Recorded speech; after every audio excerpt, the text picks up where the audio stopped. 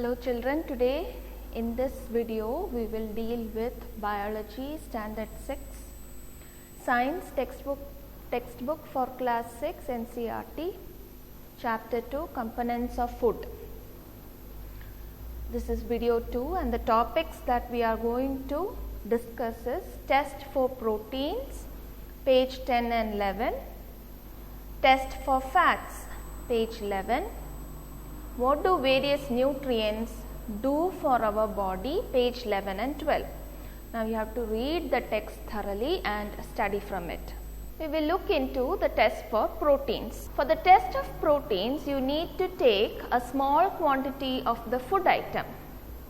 Okay?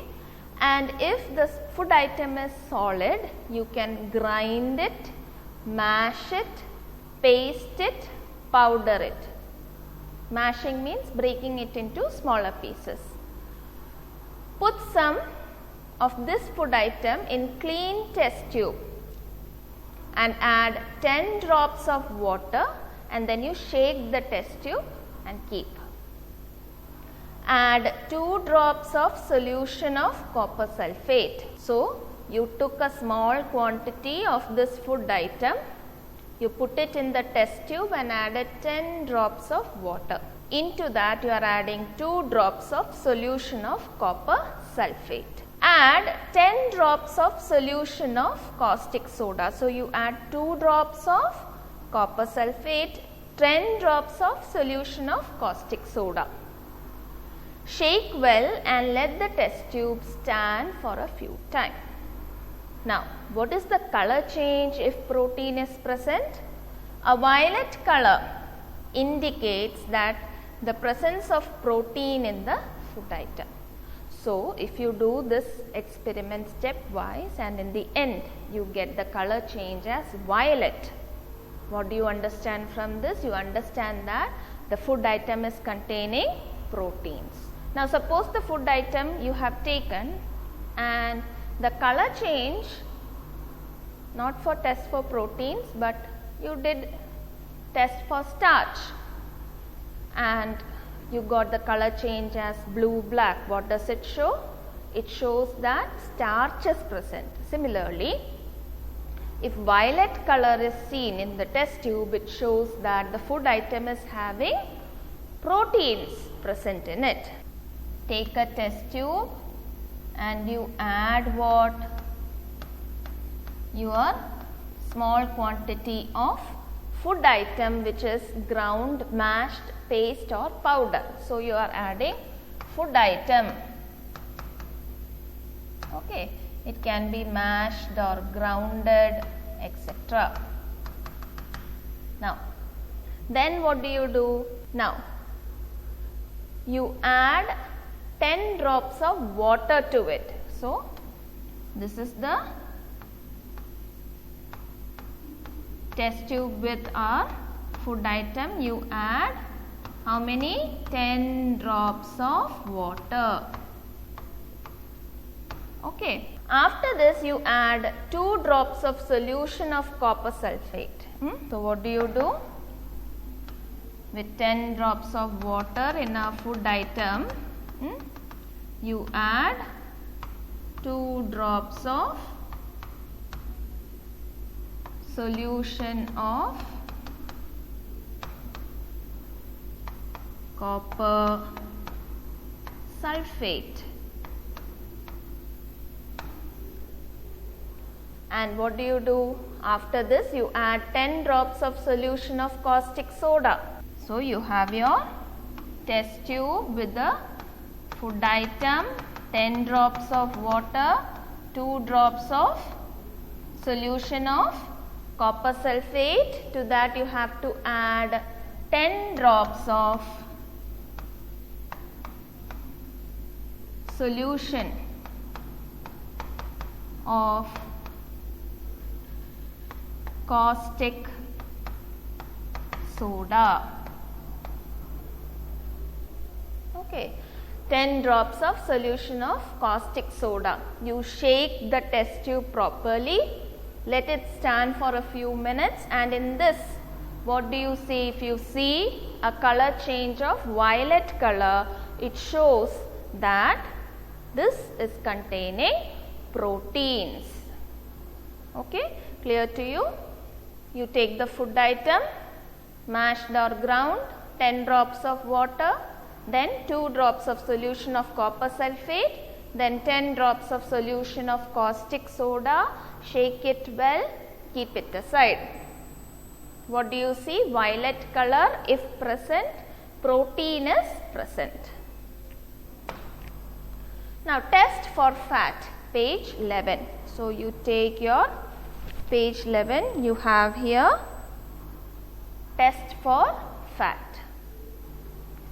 Now take a small quantity of food item and wrap it in a piece of paper, you crush it carefully so that the paper does not tear. Hold the paper against light. If you can see light faintly through the oil on the paper, you can see that oily patch is present. An oily patch shows fat is present. Sometimes the food item may contain little water. So what do? You, after you crush the paper with the food item, you keep it aside for it to dry, so that all the water evaporates and only if fat is present, it is left behind. If no oily patch shows up after this, the food item does not contain any fat. Now if you bring your food or your lunch box wrapped in a newspaper, and if your food contains little bit of oil, you can see that the newspaper also has a coating of oil, isn't it? And you keep it against light. If you can see faint light through that, what does it show? An oily patch is present. An oily patch indicates the presence of fat. Okay, so we saw test for starch, test for proteins and test for fat. Now, so we understand from these tests that one food item does not contain all the nutrients, isn't it? When you did the protein test, did you get blue-black color for starch? No, isn't it? So just like that, the food item can contain more than one nutrient, but all the nutrients in one single food item is not there. So that is why we include such a combination of food, different food items in a day, so that all the nutrients are available to the body. For example, fats and proteins are not present in potato, but starch is present majorly. Milk has fats and proteins present in it. So that is why we include a combination of food items in our diet. Now what do the various nutrients do for our body? Now this is very important. You turn to page 11. You have 2.2. What do various nutrients do for our body? So we have carbohydrates that actually give you energy. So what are the sources? You have to take figure 2.3, page 11. You can see sweet potato, sugar, papaya, melon, mango, maize, bajra, rice and wheat. These are the sources, food items rich in carbohydrates. Fats gives us energy. Fats gives us energy. You have to refer 2.4 of page 11. You can see here there are plant sources, animal sources. Underline it. Plant sources: sunflower oil, mustard oil, soya bean oil, coconut oil, nuts, till, groundnuts.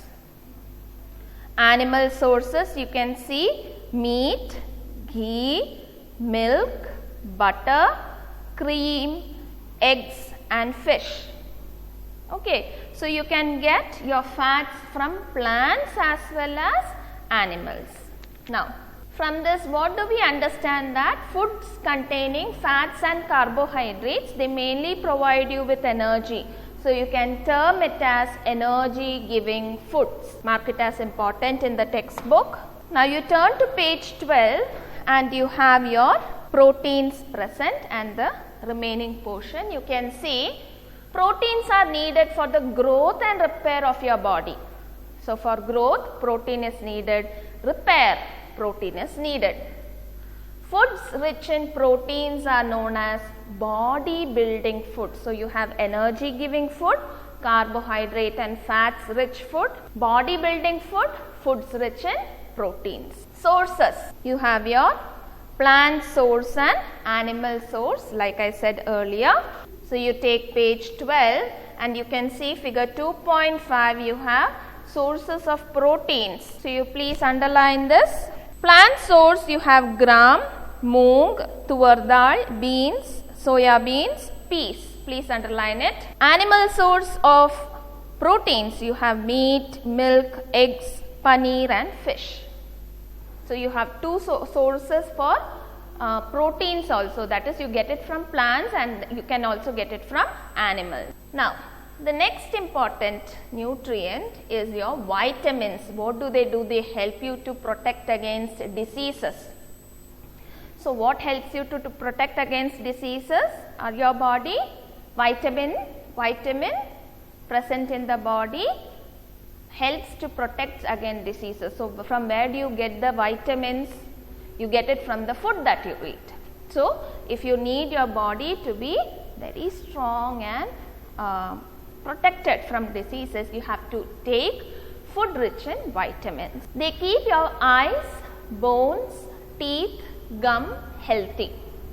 Apart from giving protection, it also keeps your different body parts in a healthy way. They are needed in very small quantities. So these vitamins are needed in small quantities.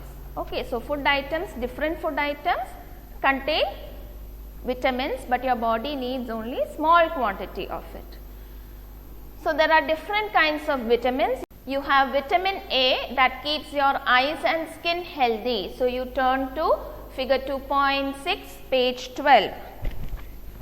Page 12, figure 2.6. Please underline it. You have milk, fish oil, papaya, carrot, mango. Sources of vitamin A. You have vitamin C. It helps you to fight against diseases. You look into sources, figure 2.8. 2.8. Okay. Underline here orange, tomato, guava, green chilli, lemon and amla. Vitamin D helps our body to use calcium for bones and teeth. So if calcium is present, your body also needs vitamin D for that calcium to be taken in properly. So which are the food sources that are rich in vitamin D? You turn to figure 2.9. You have milk, butter, fish, egg, liver. These are the foods rich in vitamin D. You also have vitamin E and K, and there is vitamin B. The sources are figure 2.7. Sources of vitamin B, underline wheat, liver and rice. So you have a group of vitamins called vitamin B complex also. So you have different kinds of vitamins and you have a group of vitamin that is called vitamin B complex. So you have to read through these pages, pages 10, page 11 and page 12. So we will be dealing with this much for today's video. Thank you, children.